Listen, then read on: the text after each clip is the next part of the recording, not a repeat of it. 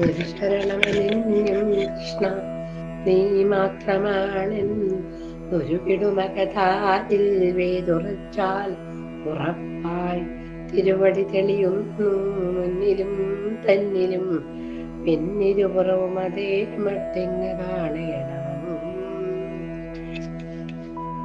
അതാണ് ഭഗവാൻ. വേറെ ആരും വിളിക്കണ്ട. ആ ഭഗവാൻ ആ നിത്യ ചൈതന്യത്തിന് മാത്രം വിളിച്ചാൽ എപ്പോഴും നമ്മുടെ മുമ്പിൽ, നമ്മുടെ പുറകിലും, നമ്മുടെ കയ്യിലും, രണ്ട് പാർശ്വങ്ങളിലും ഒക്കെ നമുക്ക് ഭഗവാനെ കാണാൻ നമ്മുടെ ഹൃദയത്തിൽ എപ്പോഴും നിറഞ്ഞിരിക്കുന്നതാണ് പറയുന്നത്. അങ്ങനെ ഉള്ള ഭഗവാനാണ് ഈ വൃത്തികെട്ട ഇവൻ ശിശുപാലൻ ചിത്ത പറയുന്നത്. ഇതൊക്കെയാ പറയുന്നത്. പിന്നെയും വീണ്ടും പറഞ്ഞുകൊണ്ടിരിക്കുകയാണ്. രാധ എന്ന പെണ്ണിന്റെ വീണ്ട പോലെ പരിഭൂതമായ ചാരിത്രം എടുത്തിട്ട് അവളെ ത്യജിച്ചത് അങ്ങനെയുള്ള ആളാണിത്. മിണ്ടാൻ പോലും ആവാതെ ഭ്രാന്തിയെ പോലെ അതാ അലഞ്ഞു തിരിയുന്നത് ഇപ്പം ആ പെൺകുട്ടി. അത് രാധാകൃഷ്ണന്മാരെ കുറിച്ച് എന്തറിയാം ഇവന്? അഗ്രപൂജക്ക് അർഹനാക്കിയ ഒരുവന്റെ ഗർഹണീയ ഗുണങ്ങളാണ് ഇവയൊക്കെ പറയുന്നത്. കുളിക്കടവിൽ അരയോളം വെള്ളത്തിൽ സ്നാനം ചെയ്തുകൊണ്ടിരുന്ന സ്ത്രീകളുടെ ഉടുപുടവ വാരിയിട്ട് വൃക്ഷക്കൊമ്പിലേറി ഇരുന്നവനാണിവൻ. നാണം കെട്ട് മാനം പോയി നക്കുന്ന കളയടത്തെത്തി അവരുടെ വിവശത കണ്ട് വിലസിയ വിരതനാണ് ഈ വിചാരശീലൻ. സ്വന്തം മതന്റെ കഴുത്ത് ഞെരിച്ചു വധിച്ച് രാജ്യം തട്ടിയെടുത്ത ധീരനാണ് ഈ വീരൻ. കൊല കൊടുക്കുവാൻ വന്ന പാപം പെണ്ണിന്റെ ജീവൻ. പാപം പെണ്ണ് വലിച്ചു കുടിച്ച് തൃപ്തിയടഞ്ഞ ആഹ്ലാദ പുരുഷനാണ് ഇതയാവരൻ. വളർത്തിയ അമ്മയെയും അച്ഛനെയും നാടും വീടും ലഭിച്ചപ്പോൾ തിരിഞ്ഞു നോക്കിയവനല്ല ഈ സ്നേഹസമ്പന്നൻ. ധീരനും വീരനുമാണ് പോലും ഇവൻ. നേരിട്ട് എതിർത്ത് ഏതെങ്കിലും വില്ലാളിയും കൊന്നിട്ടുണ്ടോ? ഒന്ന് ആലോചിച്ചു നോക്കിക്കേ. കാല് വഴുതി കംസൻ മാളികമുളയെന്ന് വീണ് മരിച്ചതാണെന്ന് ആർപ്പറിയാം. അല്ലാതെ ഇയാൾ കൊന്നതൊന്നല്ല എന്നാ പറയുന്നത്. പ്രശസ്തനായ ജരാസന്ധനെ ഇവൻ കൊന്ന മാർഗവും ബീഭത്സമല്ലേ? ഒരാളുടെ ഭവനത്തിൽ ചെന്ന് കപടവേഷത്തിൽ വിളിച്ചിറക്കി ദ്വന്ദ്വയുദ്ധം നടത്തി വധിക്കുക എത്ര ധിക്കാരമുറ്റ വഞ്ചനയാണ്! അതിനൊക്കെ വീരത എന്ന പേര് കൊടുക്കുവാൻ ഈ പാണ്ഡവർ തന്നെ വേണം. വേറെ ആർക്കും അതൊന്നും പറ്റൂല കേട്ടോ. സുഹൃത്തിന്റെ ശക്തി കണ്ട് അവനെ പാട്ടിൽ നിർത്തുവാൻ സ്വന്തം സഹോദരിയെ മോഷ്ടിച്ചു കൊണ്ടുപോയിക്കോളൂ എന്ന് പറഞ്ഞ ആളാണിവൻ. ഞാൻ വിവാഹം കഴിക്കാൻ ഉദ്യമിച്ച പെണ്ണിന് ബലാത്കാരമായി വലിച്ചിഴച്ച് തേരിൽ കയറ്റിയവനല്ലേ ഈ വീരൻ. വലിച്ചിഴച്ചിട്ടാത്രേ വിഡ്ഢ്യാസുരൻ. എന്താ പറയുന്നത്? ഇപ്പോൾ വിഡ്ഢികളായ പാണ്ഡവരെ ഇംഗിതാനുവർത്തിയാക്കിയിരിക്കുകയാണ് ഇവൻ. പാഞ്ചാലിയിലാണ് അവന്റെ കണ്ണ്. അതിൽ കുഴപ്പമില്ല, പാസാരമില്ല. 5 വരാറായാലും ഭയക്കുവാൻ എന്തിരിക്കുന്നു? കണ്ട പെണ്ണുങ്ങളുടെ വെണ്ണയും പാലും കട്ടുണ്ട് കണ്ടമാനം നടന്ന ഈ കാട്ടുകള്ളന്റെ കർമ്മങ്ങൾക്ക് അഗ്രപൂജ നൽകിയ നിങ്ങളെ മുറിച്ചിടണം. 16,000 പെൺമണികളെ നരകയാതന അനുഭവിപ്പിക്കുന്ന ഈ ദുഷ്ടനെഞ്ചിഞ്ചായി കൊല്ലണം. സത്യം തന്നെയല്ലേ അത്? നരകയാതന അനുഭവിക്കുന്നിടത്തുനിന്ന് കൂട്ടിക്കൊണ്ടുവന്ന് രാജ്ഞിമാരാക്കി വെച്ച ഭഗവാനാണ് ഈ പറയുന്ന ഈ വൃത്തികെട്ടൻ കള്ളൻ. പതിവ്രതകളെ ദ്രോഹിക്കുന്ന ഇവനെ നശിപ്പിക്കുക അനേക മനസ്സും ശരീരവും എടുത്ത് ധനുഷ്യേന്തി നാം മടർക്കളത്തിലിറങ്ങുകയാണ് വേണ്ടത്. ഇവന് വേദജ്ഞാനമുണ്ടോ? ഇവന് വിജ്ഞാനമുണ്ടോ? ഇവന് ജാതിധർമ്മ വർണ്ണധർമ്മങ്ങൾ അറിയോ? കുരങ്ങിനെയും ഭാര്യയാക്കിയ വാനരനല്ലേ ഇവൻ? അത് ജാമ്പവതിനാ പറയുന്നത്. ജാമ്പവതിക്ക് അമ്മേനെ കുറിച്ചിട്ട് ഇവനെ അറിയില്ല. ബ്രാഹ്മണനും ചണ്ടാളനും ഇവന്റെ കണ്ണിൽ ഒന്നല്ലേ? അത് ശരിയാണ്. എല്ലാരും ഭക്തന്മാരെല്ലാം ഭഗവാന് തുല്യം തന്നെയല്ലേ? അത് ശരിയാണ്. അത് ശരി പറഞ്ഞോട്ടെ ഇവൻ.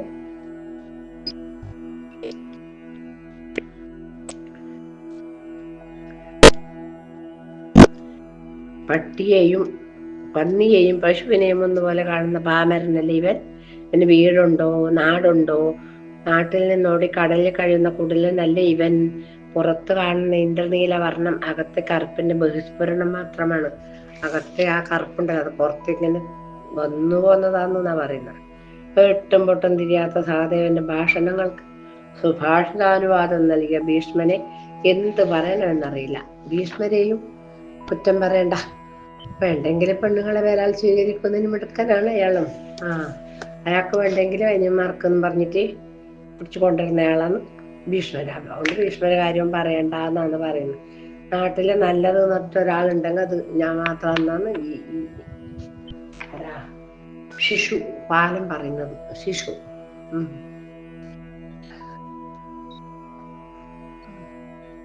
എല്ലാവരും ഒത്തുചേർന്നിട്ടുണ്ട്. എല്ലാരും കപടതയുള്ളവർക്ക് കള്ളന്മാർ ആലവട്ടം വീശുന്നു എന്ന് പറഞ്ഞതുപോലെയാണ്. വഞ്ചകർക്ക് പഞ്ചപാതകർ കാല് തടവുന്നു. ഈ പാണ്ഡവന്മാരെ ദുര്യോധൻ വെറുതെ അല്ല ആട്ടിപ്പുറത്താക്കിയത്. ദുര്യോധന്റെ മഹത്വം കൊണ്ടാണ് അർത്ഥം. എന്ത് പറയണമെന്നറിയാതെ ധർമ്മജൻ ഗദ്ഗത കണ്ഠനായി. അദ്ദേഹം കരയാൻ തുടങ്ങി. ബന്ധഞ്ഞെറിഞ്ഞുകൊണ്ട് ഭീമൻ കഥയുമായി ഉത്ഥാനം ചെയ്തു. കിരീടി ഭുകുടിയുമായി ചാടി എഴുന്നേറ്റു.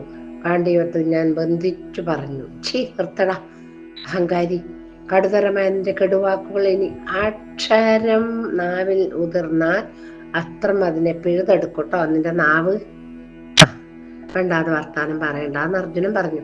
സഹദേവൻ വിളിച്ചു പറഞ്ഞു, ഗോപാലന്റെ അഗ്രപൂജയെ ചോദ്യം ചെയ്യുന്നവരെ ഞാൻ വധിക്കുന്നതായിരിക്കും. ഇത് സത്യം, സത്യം, സത്യം. ആര് പറഞ്ഞു? സഹദേവൻ പറഞ്ഞു. രംഗം മുറുകി, പോർവിളി മുഴങ്ങി, അസ്വസ്ഥരുടെ കഥനുകൾ ഉയർന്നു. ഹോത്രികളും മൃത്തിക്കുകളും ഭയന്നു, യാഗശാലയുടെ പിന്നിൽ അമർന്നു. അവർക്ക് പേടിയായി. വ്യാസൻ പുഞ്ചിരിച്ചുകൊണ്ട് പറഞ്ഞു, പാണ്ഡവരെ, നിങ്ങൾ അടങ്ങി പാർക്കുവിൻ. വേണ്ടതെന്തെന്ന് കേശവന് ഭംഗിയായി അറിയാം. അപ്പൊ ശിശുപാലൻ വീണ്ടും ഗർജിച്ചു, അസ്ത്രം കൊണ്ട് എന്നെ ഭയപ്പെടുത്താമെന്നോ? ആരുണ്ട് എന്നെ അധക്കരിക്കുവാൻ? ഞാനും ഇതാ തയ്യാറായി നിൽക്കുന്നു. വരുവേൻ, ധൈര്യമായി പോരിന് വരുവേൻ. ജീവനും കൊണ്ട് പോകാമെന്ന മോഹത്തോടെ ആരും വരിക വേണ്ട കേട്ടോ. ഒരാളും ജീവനും കൊണ്ട് തിരിച്ചു പോയി എൻ്റെ അടുത്തേക്ക് വരേണ്ട ആവശ്യമില്ല. ആയുധസജ്ജനായ ശിശുപാലൻ എങ്ങനെയാണോ ആനക്ക് മതം പൊട്ടിയത് അതുമാതിരി പോർവിളി നടത്തി. അർജുനൻ ഗാന്ഡീവുമായി പോരിനെടുത്തു. ഗർഗാചാര്യൻ കിരീടിയെ തടഞ്ഞു. ഗർഗാചാര്യൻ തടഞ്ഞു. വേണ്ട വേണ്ട അർജുന എന്ന് പറഞ്ഞു. നിനക്ക് ശിശുപാലനെ ജയിക്കുവാൻ നിനക്കാവില്ല കുട്ടി. നിനക്കെന്നല്ല, കേശവൻ ഒഴിച്ച് ആർക്കും അവന് ജയിക്കുവാൻ കഴിയുകയില്ല. അവനുള്ള പരസിദ്ധിയാണത്, ധിക്കാരി. അതുകൊണ്ടാണ് മത്തഗജത്തെ പോലെ അലറിക്കൊണ്ട് നടക്കുന്നത്. ഇവിടെ സമാധാനമാണ് അഭികാമ്യം. ദാ കേശവനെ നോക്കൂ. ശിശുപാലൻ ധൂമകേതു അവസാനിക്കുവാൻ അധിക നിമിഷങ്ങൾ വേണ്ട. ആ സമയത്ത് പാർത്ഥന്റെ നയനങ്ങളോ അത് കേശവനിലേക്ക് എത്തി. മാധവന്റെ നീണ്ടിടം പെട്ട നീല നയനങ്ങൾ തീക്കട്ട പോലെയായി.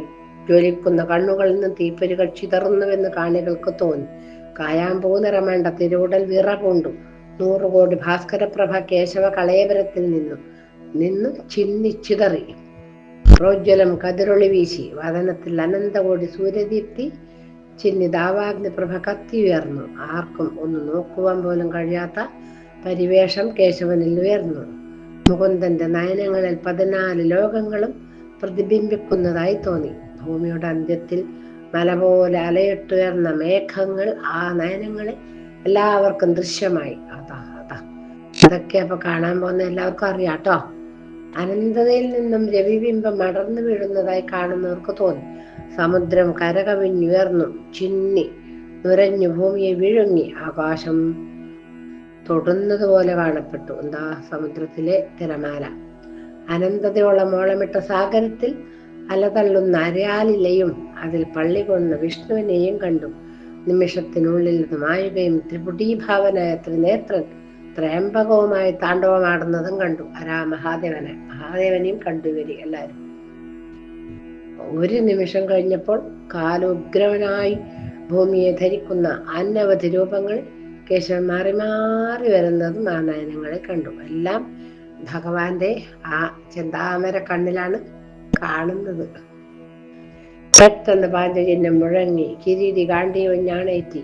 ഭീമൻ ഗതയേന്തി മുൻകാല് വെച്ചു. നകുല സഹദേവന് വാളുമായി മുന്നോട്ട് കുതിച്ചു. വീരാംഗനകളായ സുഭദ്രയും സത്യഭാമയും നിർഭയരായി മാധവനെ സഹായിക്കുവാൻ മുന്നോട്ടെടുത്തു. കേശവൻ എഴുന്നേറ്റു. എല്ലാവരും ഒരടി പിന്നോട്ട് മാറി. എല്ലാവരും ഭഗവാൻ എഴുന്നേറ്റ സമയത്ത് എല്ലാവരും പറവോട്ടന്നെ മാറിക്കൊടുത്തു. ആകാശത്ത് നിന്ന് മിന്നലുകൾ കത്തി താഴേക്ക് അമരുന്നു പോവും. 1000 നാവിട്ട് അഗ്നി ഭൂമിയിൽ നിന്ന് കത്തി ഉയരുന്നു പോവും. തീഷ്ണമായ ഒരു ജ്വാല കേശവനിൽ പൊതിഞ്ഞു നിന്നു.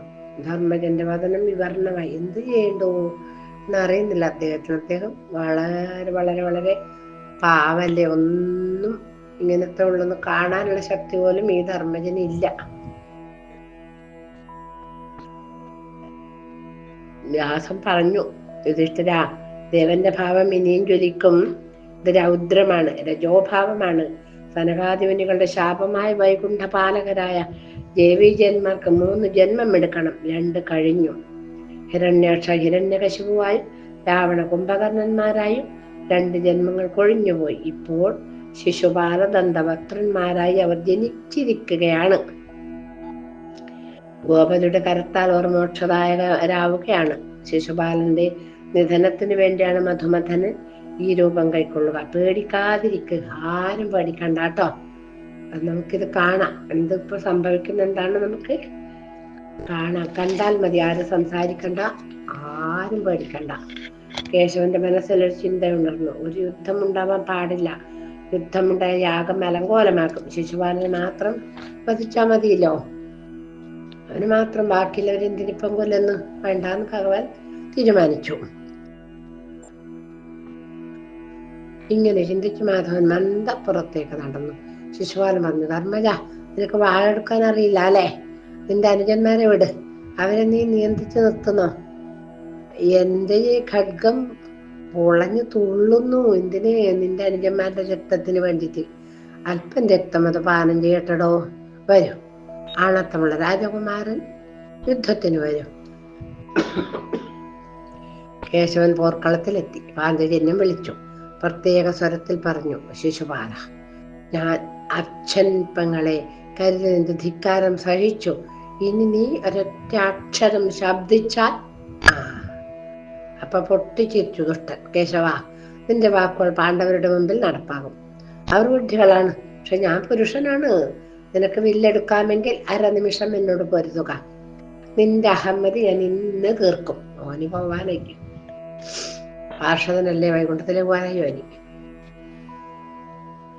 മധ്യേ ഗോകുലമണ്ഡലം പ്രതിദിശം ചാമ്പാരോ ജൃംഭിരേ പ്രാതർദോഹോത്സവേ നവഘനശ്യാമം രണന്നൂപുരം ബാലേ ബാലവിഭൂഷണം കടിരണൽ കിങ്ങിണി മേഖലം കണ്ഠേ വ്യാഘ്രനഖഞ്ച ശൈശവ കലാകല്യാണഭാസ്നം ഭജേ. ചിലർക്ക് അങ്ങനെ തോന്നുന്നുണ്ട്. ബാലനായിട്ടും ആ കല്യാണ രൂപനായിട്ടും തോന്നുന്നവർ ഇതിൽ ഈ കൂട്ടത്തിലുണ്ട്. ഈ പരമദുഷ്ടന് അങ്ങനെയൊന്നും തോന്നുന്നില്ല എന്ന് വെച്ചാലും തോന്നുന്നവർക്ക് തോന്നണ്ടേ? അവർക്ക് തോന്നുന്നുണ്ട്.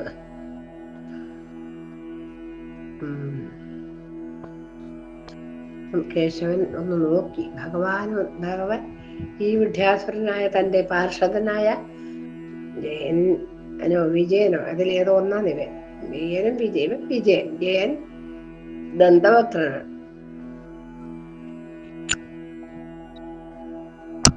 ഒന്ന് നോക്കി. എന്തായാലും ഒരു സ്നേഹമുണ്ട്. എന്റെ അവിടെ ഗോപുരം കാവൽക്കാരല്ലേ 2 എണ്ണവും.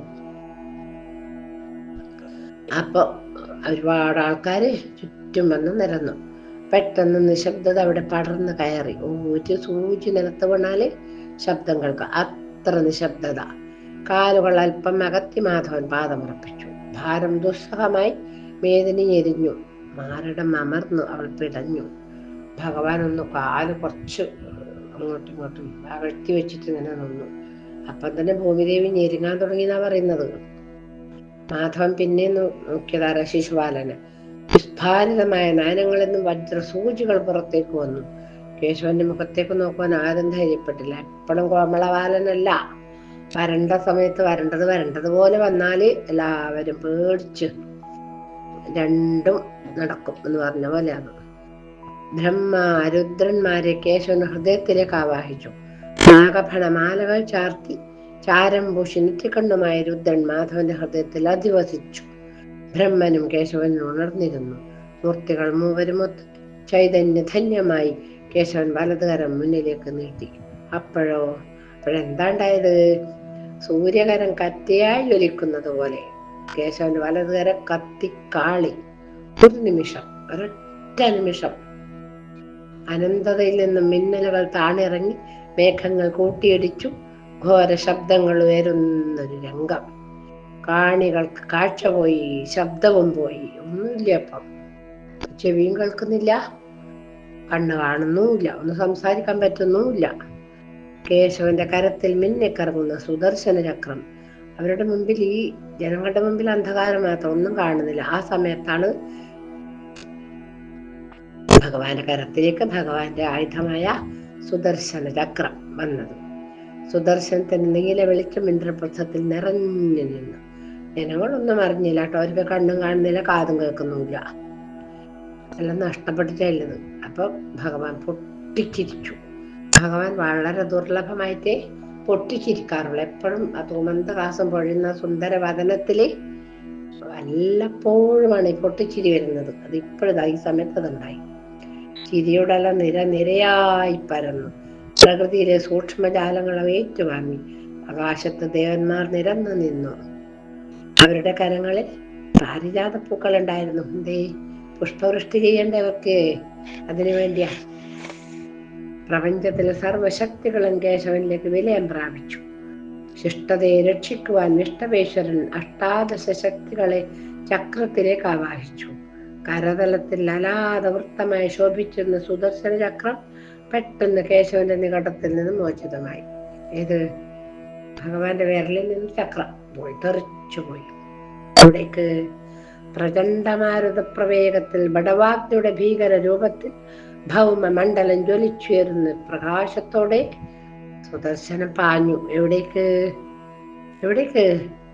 ശിശുപാലൻ പതറി. അവന്റെ മനം ചിതറി. ഇതുവരെ ഉണ്ടായിരുന്ന ആവേശമൊക്കെ അവന് വിട്ടുപോയി. ആയുധമുയർത്തുവാനാവാതെ പരിങ്ങി. എന്താണ് സംഭവിക്കുന്നത് എന്ന് ചിന്തിക്കും മുമ്പ് സുദർശനം ശിശുപാലന്റെ ഗളനാളം മുറിച്ചെടുത്തു. ഇപ്പൊ എന്താ സംഭവിക്കാന്ന് ഇവനിങ്ങനെ ചിന്തിക്കുമ്പോഴത്തേക്ക് മുറിച്ചെടുക്കൽ കഴിഞ്ഞു. അലർച്ചയോടെ ശിശുപാലന്റെ ശിരസ് പോർക്കളത്തിൽ വീണു. രക്തം പുഴയായി. പിടഞ്ഞ ശരീരം നിമിഷം കൊണ്ട് നിശ്ചലമായി. എല്ലാം അവസാനിച്ചു. പ്രഭ കുറഞ്ഞ്, ശക്തി കുറഞ്ഞ് സുദർശനം മടങ്ങി കേശവന്റെ കരതലത്തിൽ അണഞ്ഞു. ആ കത്തിജ്വലിക്കുന്ന പ്രഭയൊക്കെ സുദർശനം കുറച്ചു. എന്നിട്ട് മെല്ലെ മെല്ലെ മെല്ലെ മെല്ലെ വന്ന് ആ വിരലിന്റെ മേലെ തന്നെ സ്ഥാനം പിടിച്ചു. സുദർശനം ഇരട്ടകന്നു. തങ്കപ്രകാശം മഞ്ഞിടത്തിൽ പരന്നു. അങ്കണത്തിൽ നിശബ്ദനായി കിടക്കുന്ന ശിശുപാലൻ ഇനി ആരും വഴക്ക് പറയണ്ട. ഒരു തിരക്കൂല ജീവിതത്തില്. ഒക്കെ തീർന്നതാ. നീണ്ടു നിവർന്ന് കിടക്കുകയാണ് ശിശുപാലൻ. 3 ജന്മങ്ങൾ കൊഴിച്ചു കളഞ്ഞ് ബ്രഹ്മ നിർവൃതി തേടി വൈകുണ്ഠത്തിലേക്ക് തിരിച്ചുപോയി. ആ പരിശുദ്ധാത്മാവിന്റെ ശാപം പേറിയ തൊണ്ടാണ് ഈ മൃതദേഹം. എല്ലാം മിടുക്കനായിട്ടുണ്ടായതാണ് അവിടെ വൈകുണ്ഠത്തില്. അപ്പോഴാണ് എന്തോ ബുദ്ധിമോശം വന്നത്. അതിനു വേണ്ട അത്ര അനുഭവിക്കുകയും ചെയ്തു. എല്ലാം അറിഞ്ഞു ചിരിക്കുന്ന കേശവൻ. ഇതൊക്കെ അറിഞ്ഞിട്ട് ഭഗവാൻ അങ്ങനെ ചിരിക്കുകയാണ്. പൊട്ടിച്ചിരിയൊന്നുമില്ല, അങ്ങനെ ഒരു മന്ദഹാസം. അങ്ങനെ 34 മാസം യാഗം നീണ്ടു നിന്നു. ഭാഗവതത്തിൽ പറയുന്നത് 18 മാസം എന്നാണല്ലോ. ഇവിടെ പറയുന്നത് 34 മാസം യാഗം നീണ്ടു നിന്നു. രാജസൂയം ഭംഗിയായി അവസാനിച്ചു. കേശവൻ യാത്ര ചോദിച്ചു. ബന്ധുമിത്രാദികളോടൊന്നിച്ച് ഭഗവാൻ ദ്വാരകയിലേക്ക് പോയി. എത്ര മാസമായി അവിടെ നിന്ന് വന്നിട്ട്? അപ്പൊ നമുക്ക് വേറൊരു സംഭവം ഉണ്ടായിട്ടുണ്ട്. അത് കാണണ്ടേ? അത് കേൾക്കണ്ടേ നമുക്ക്? സാൽവൻ രാജസൂയത്തിൽ വെച്ച് കേശവൻ ശിശുപാലനെ വധിച്ച വൃത്താന്തം കാട്ടുതീ പോലെ പരന്നു. മറ്റ് രാജധാനികളിൽ ഈ സംഭവം ചർച്ചാ വിഷയമായി. ജരാസന്ധന്റെയും ശിശുപാലന്റെയും വധം അടുത്തടുത്ത് നടന്നതിന്റെ വാംഗത്യവും അവർ പരിശോധിച്ചു. ഇന്ദ്രപ്രസ്ഥം ശക്തമാവുകയാണ്. രാജാധികാരമില്ലാത്ത കേശവൻ ശക്തനാവുകയും ദ്വാരകയുടെ അധികാരം ഗംഗാസമതലത്തോളം നീളുകയും ചെയ്തിരിക്കുന്നു. കാളിന്ദീതടത്തിൽ കാലിമേച്ചു നടന്ന ആ ബാലഗോപാലനുണ്ടല്ലോ, അദ്ദേഹം അവിടുന്ന് ആ മഹാനുഭാവൻ ഹിമാലയസാനു വരെ അറിയപ്പെടുന്ന തന്ത്രശാലിയായി മാറിക്കഴിഞ്ഞു. എപ്പോഴും കാലിമേച്ചു നടക്കുന്ന കുട്ടിയാവോ? അതാണ് പറഞ്ഞത്.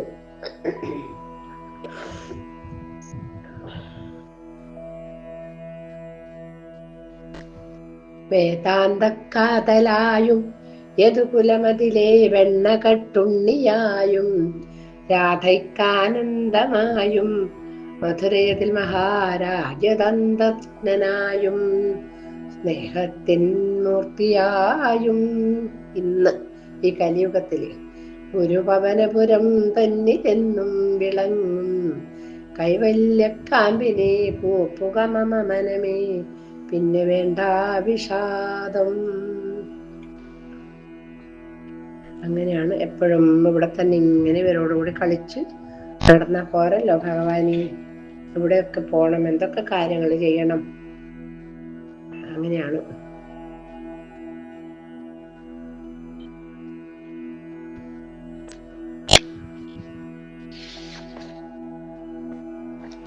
ഇവർക്കിങ്ങനെ ദേഷ്യം വന്നിട്ട് മുട്ടുന്നു. എന്നാ ചെയ്യേണ്ടത് എന്നാ പറയേണ്ടതൊന്നും അറിയാൻ കഴിയുന്നില്ല ഈ ഭഗവാനോടുള്ള വൈരാഗ്യ ബുദ്ധി. അതാണ് കുറച്ചെന്തെങ്കിലും നന്മ ചെയ്യുന്നവർക്ക്, മനസ്സിൽ നന്മയുള്ളവർക്ക് നേരെ ഭീഷണമായ ശത്രുത ഉണ്ടാവും എന്നുള്ളതിന് തെളിവല്ലേ ഇതൊക്കെ. നമ്മളൊന്നും കണക്കാക്കണ്ട. നമ്മളെ ആരെങ്കിലും എന്തെങ്കിലും പറഞ്ഞെങ്കിൽ എന്നെ അല്ലാതൊക്കെ പറയുന്നത് ഭഗവാനെയാണ് എന്ന് വിചാരിച്ചാല് നമുക്ക് ആരോടും വിരോധവും വിദ്വേഷവും ഉണ്ടാവാൻ കാര്യമില്ല, ഉണ്ടാവുകയില്ല. അതാണ്. ഒക്കെ ഭഗവാനല്ലേ കൊടുക്കുന്നത്. നമുക്ക് കിട്ടുന്ന ഒക്കെ നമുക്കിപ്പോൾ ഒരുപാട് അനുമോദനം അല്ലെങ്കിൽ അഭിനന്ദനം ഒക്കെ കിട്ടിയാലും ഭഗവാൻ നിമിത്തം കിട്ടിയതാണ്. അല്ലാതെ ഇത് എനിക്ക് വേണ്ടുന്നല്ല, ഇത് ഭഗവാന് വേണ്ടുന്നതാണ് എന്ന് നമ്മളെ മനസ്സിലും വാക്കിലും പ്രവൃത്തിയിലും അത് വന്നാല് നമുക്കൊന്നും പേടിക്കാനില്ലല്ലോ. അങ്ങനെ ഇവരിങ്ങനെ പറയുന്നു, കേശവന്റെ കരത്തിലുള്ള മറ്റാർക്കും ലഭിച്ചിട്ടില്ലാത്ത സുദർശനചക്രമൂർത്തി രാജാക്കന്മാർക്ക് പേടിയായി എന്ന് പറയുന്നു. അതിനെ നേരിടുവാൻ ഉതകുന്ന ഒരു ആയുധം നിർമ്മിക്കാൻ എല്ലാ രാജ്യക്കാരും ഒത്തുചേർന്നു ശ്രമം ആരംഭിച്ചു. എങ്ങനെ നടക്കാൻ? ഭഗവാന് തുല്യം ഭഗവാൻ മാത്രല്ലേ പണ്ടാരോട് പറഞ്ഞത്? ഒരമ്മയോട് പറഞ്ഞിട്ടുണ്ട്, എനിക്ക് തുല്യം ഞാൻ മാത്രമാണ്, എനിക്കാണ് തുല്യനായിട്ടൊരു കുട്ടി ഉണ്ടാവില്ല, അതുകൊണ്ട് ഞാൻ തന്നെ നിങ്ങളുടെ മകനായി ജനിക്കാം എന്ന് കൃഷ്ണഗർഭനായിട്ട് അവതരിച്ച സമയത്ത് ആ മാതാപിതാക്കന്മാരോട് പറഞ്ഞതാണ്. സുതപസ്സും കൃഷ്ണയും തപസ് ചെയ്ത് നിങ്ങൾക്ക് അങ്ങനെ പോലൊരു മകന് വേണമെന്ന് പറഞ്ഞപ്പോൾ എന്നെപ്പോലെ ഞാനല്ലേ ഉണ്ടാവുള്ളൂ, ഞാൻ തന്നെ മകനായി ജനിച്ചോളാം എന്ന് പറഞ്ഞ മാതിരി ആണ്. ഭഗവാന്റെ ആയുധം പോലെ ഉണ്ടാക്കാൻ ആർക്കും കഴിയില്ല കേട്ടോ. വെറുതെ കളിക്കണ്ട.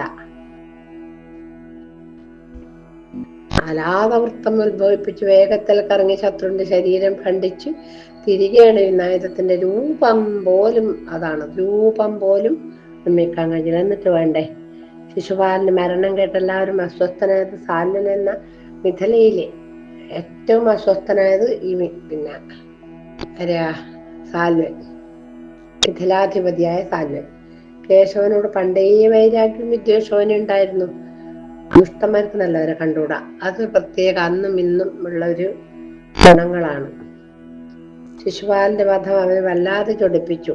കേശവനോടുള്ള അവന്റെ വൈരാഗ്യം ശതഗുണീഭവിക്കുകയും ചെയ്തു. അവൻ ഇങ്ങനെ ചിന്തിച്ചു, ഇനി കേശവന് ഭൂമുഖത്ത് വെച്ചുകൊണ്ടിരിക്കാനാവുകയില്ല. അവനെയും വംശത്തെയും ഏതു വിധമെങ്കിലും ഉന്മൂലനാശം വരുത്തണം. ഇനി എനിക്ക് വിശ്രമമുള്ളൂ. അവൻ ഇങ്ങനെ ചിന്തിച്ചു. ഇങ്ങനെ ആലോചിച്ച സാലൻ മാധവൻ ഉന്മൂലനം ചെയ്യുവാനുള്ള വഴികളെ കുറിച്ച് എന്തൊരു വെട്ടിത്താണപ്പാ ഈ രാജാക്കന്മാർക്കൊക്കെ. സുദർശനം അവന്റെ പക്കൽ ഉള്ളിടത്തോളം കാലം യുദ്ധം ചെയ്ത് പരാജയപ്പെടുത്തുവാൻ ആർക്കാവുകയും ഇല്ല. പിന്നെ മായ കൊണ്ട് മാത്രമേ അവന് വധിക്കുവാൻ കഴിയൂ. അത്തരം ശക്തി ലഭിക്കണമെങ്കിൽ കാലാരിയായ കൈലാസനാഥനെ തപസ് ചെയ്യണം. അതാണ് ഉപായമെന്നുറച്ച് സാല്വൻ കൈലാസ സാനുവിലേക്ക് യാത്രയായി. ഈ അദ്ദേഹത്തിന് ഇനി ഇതൊന്നും ചിന്തിക്കൂല. ആ തപസ് ചെയ്താലും വരം കൊടുക്കുമല്ലോ. ഗംഗയുടെ മുഖത്ത് നിന്ന് കഠിനമായ തപസ് ആരംഭിച്ചു. ഏകാഗ്രമായിരുന്നു തപസ്. അഗ്നി സമാനം കത്തിജ്വലിക്കുന്ന കൊടുമ്പേരിൽ ചുറ്റും കത്തിജ്വലിക്കുന്ന വന്യവലയം സൃഷ്ടിച്ച് അതിനുള്ളിൽ നിന്നുകൊണ്ട് നിർനിദ്രനായി നിരാഹാരനായി ജലപാനം ഇല്ലാതെ ഘോരമായി തപസ് ചെയ്തു. സാലുന്റെ പഞ്ചാഗ്നി മന്ദിരത്തിലുള്ള തപസ് കണ്ട് സന്തുഷ്ടനായ പഞ്ചബാണവൈരി കുന്നിന്മക്കളുമൊത്ത് പ്രത്യക്ഷപ്പെട്ടു. അവനോട് ചോദിച്ചു, മകനെ തപസ് മതിയാക്കു സാൽവ, നിനക്ക് എന്ത് വരമാണ് വേണ്ടത്? അവൻ നമസ്കരിച്ചു പറഞ്ഞു. ദേവാസുര ഗന്ധർവ കിംപുരുഷന്മാരായോ മനുഷ്യരാലോ പക്ഷി മൃഗാദികളാലോ മനുഷ്യനിർമ്മിതങ്ങളായ ആയുധങ്ങളാലോ ഞാൻ മരിക്കരുതേ. അതിനും പുറമേ നോക്കിയാൽ ആർക്കും കാണുവാൻ പാടില്ലാത്തതും ആകാശത്തിൽ എവിടെയും സ്വച്ഛന്തം സഞ്ചരിക്കുന്നതും മായാവിമാനവും എനിക്ക് ലഭ്യമാക്കണം പ്രഭോ എന്ന് പറഞ്ഞു. ശൈലേശ്വരൻ സാലുവിന്റെ വരം അനുവദിച്ചത്. ഇതാണ് ഈ ശൈലേശ്വരന്റെ തെറ്റ്. മായാവിമാനം കൊടുത്തു. അദ്ദേഹത്തിന് അറിയാം ഏത് കേശവനാണ് അവന്റെ ശത്രു എന്നും ആ മഹാശൈലത്തിൽ ചെന്ന് തലയടിച്ചവൻ സ്വയം നശിച്ചു കൊള്ളുമെന്നും മഹാദേവനെ അറിയാം. അറിഞ്ഞുകൊണ്ട് കൊടുത്ത വരാന്ന്. പാപികളുടെ ലക്ഷണങ്ങൾ ഒത്തുചേർന്ന സാൽവനാണ് ഇത്. കഠിന തപം ചെയ്ത് മറ്റൊരാൾ നശിപ്പിക്കാൻ വേണ്ടി വരം വാങ്ങി സ്വയം നശിക്കുന്നു. ഇന്നും ഉണ്ട്. ഇന്ന് ക്ഷേത്രത്തിൽ പോയാല് അടുത്ത വീട്ടിൽ അവരെ നശിക്കാൻ വേണ്ടിയിട്ടും അല്ലെ തന്റെ ശത്രുക്കൾ എന്ന് പറയുന്നവര് ആരാ ശത്രു? കാമക്രോധ ലോഭ മോഹ മത മാത്സര്യാദികളായ 6 ശത്രുക്കളാണ് നമുക്കുള്ളത്. അല്ലാതെ അടുത്ത വീട്ടുകാരും മറ്റൊരു ആരും അല്ല നമുക്ക് ശത്രുക്കൾ. അതറിയണ്ടേ? അതറിയണമെങ്കിൽ വിവേകം വേണ്ടേ? അതൊന്നുമില്ല. ഇങ്ങനെ ശത്രു എന്ന് പറഞ്ഞ് നടക്കും. അതിനുവേണ്ടി അത് ഈ ദുഷ്ടന്മാരുടെ സ്വഭാവമാണ് അത് കാണിക്കുന്നത്. അന്നുണ്ടത് ഇന്നുമുണ്ട്. അവരെന്തെങ്കിലും ആക്കട്ടെ. നമുക്ക് എന്ന് പറഞ്ഞ കഥകളൊക്കെ ഭഗവാന്റെ പാദത്തിൽ സമർപ്പിച്ച് കായേന വാചാ മനസേന്ദ്രിയേണ വാ ബുദ്ധ്യാത്മനാ വാ പ്രകൃതി സ്വഭാവ കരോമി യദ്യൽ സകലം പരസ്മൈ നാരായണായേതി സമർപ്പയാമി. ആ പൊന്നുണ്ണിക്കണ്ണന്റെ പാദത്തിൽ സമർപ്പിച്ച് നമുക്ക് തൽക്കാലം വാങ്ങാം. അടുത്തത് ഭഗവാന്റെ അനുഗ്രഹം ഉണ്ടെങ്കിൽ നാളെ പറയാം.